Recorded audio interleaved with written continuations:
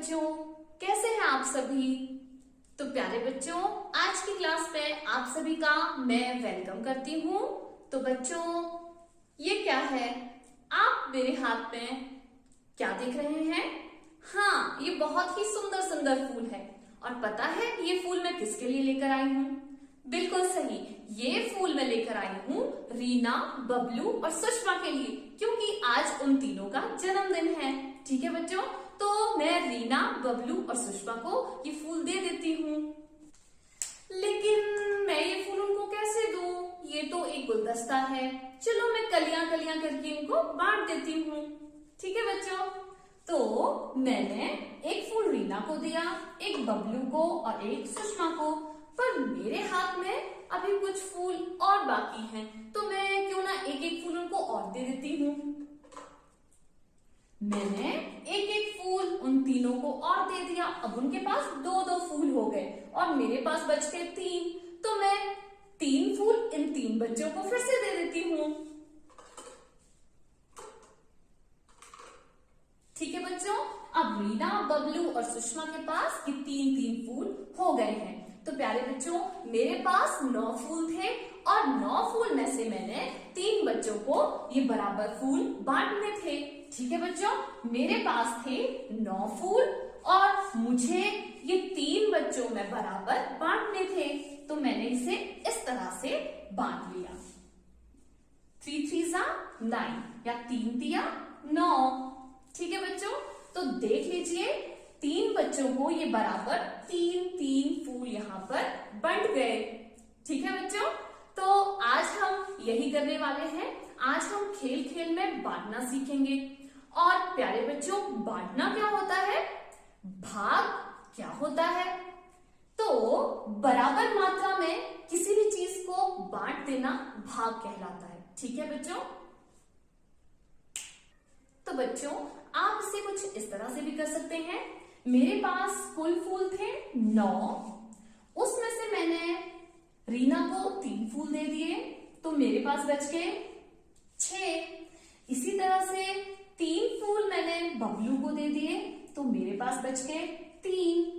ठीक है बच्चों, और सुषमा को भी मैंने इसमें से 3 फूल दे दिए, तो मेरे पास बच गए कुछ भी नहीं। यानी सब में ये बिल्कुल बराबर बराबर बांटे गए।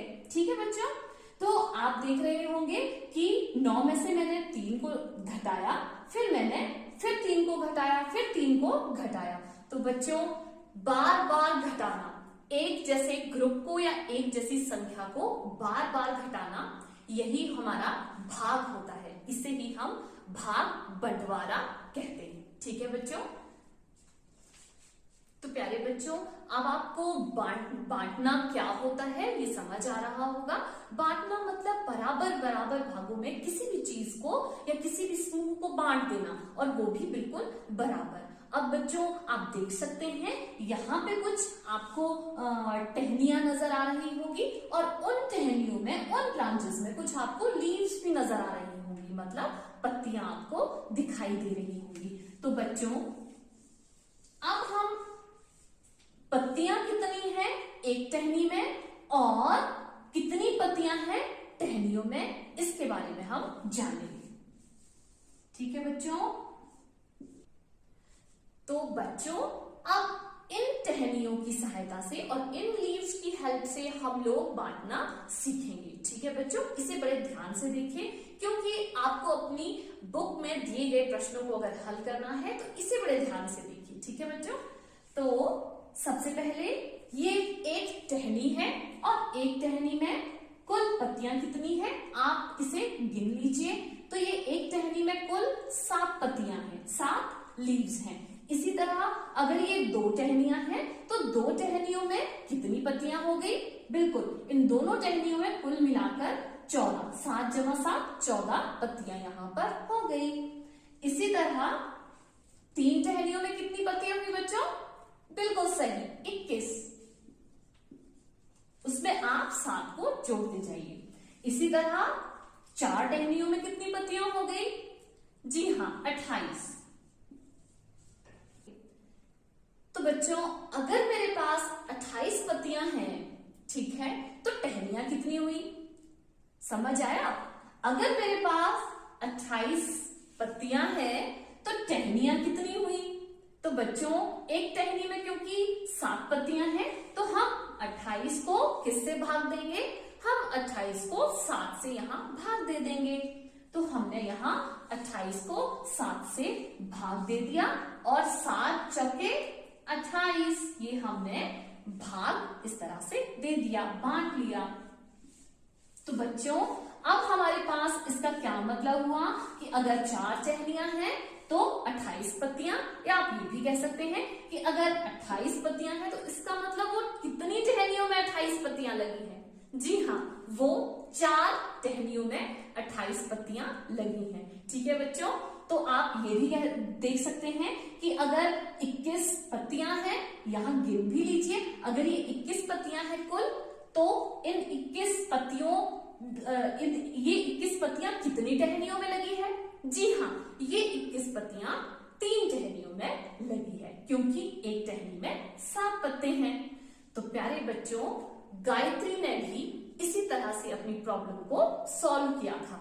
गायत्री ने एक बंद डिब्बे में कुछ बिल्लियां देखी और फिर उसने वहां पर क्या देखा कि उसे सिर्फ पैर नजर आ रहे हैं, और उसने पैरों को देखकर ही ये पता लगा लिया कि आखिर वहां पर बिल्लियां कितनी हैं। तो बच्चों गायत्री ने कुछ इस तरह से पता लगाया।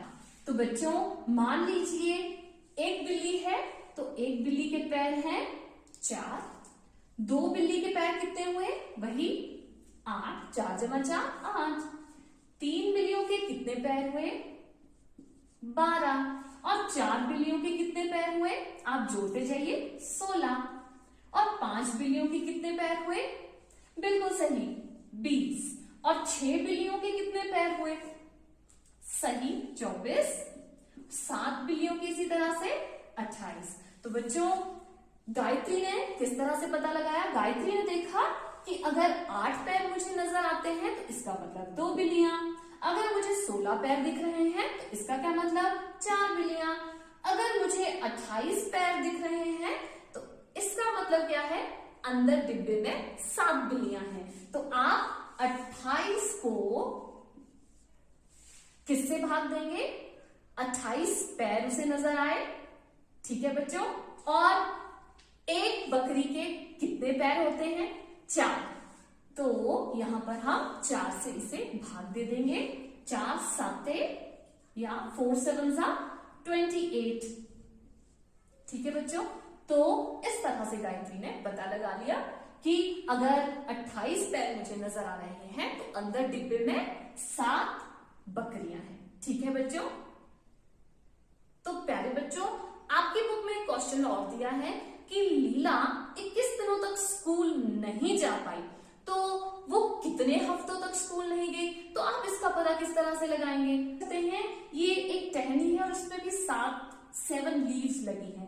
तो इससे पहले कि ये हफ्ते का आपको पता करना है तो आपको ये पता होना चाहिए कि एक हफ्ते में कितने दिन होते हैं। तो बच्चों आप सभी को पता होगा एक हफ्ते में 7 दिन होते हैं। ठीक है, जिस तरह से इस टहनी में एक टहनी में 7 पत्ते हैं, इसी तरह से एक हफ्ते में भी 7 दिन होते हैं। ठीक है बच्चों, तो एक टहनी मतलब 7 दिन, ठीक है, 7 पत्ते मतलब 7 दिन, 2 टहनी मतलब 14 दिन और 3 टहनी मतलब 21 दिन। ठीक है बच्चों, पहले अगर वो एक हफ्ते स्कूल नहीं जाती तो मतलब 7 दिन स्कूल नहीं गई, 2 हफ्ते स्कूल नहीं जाती तो इसका मतलब 14 दिन हुए, और 3 हफ्ते स्कूल नहीं जाती तो इसका मतलब 21 दिन। ठीक है बच्चों, तो आप ये वाला सवाल बड़ी ही आसानी से आप देख सकते हैं।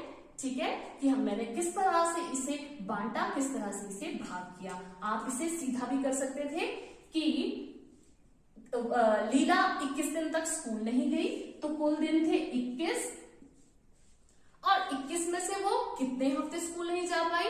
वो 21 में से कितने हफ्तों तक स्कूल नहीं जा पाई?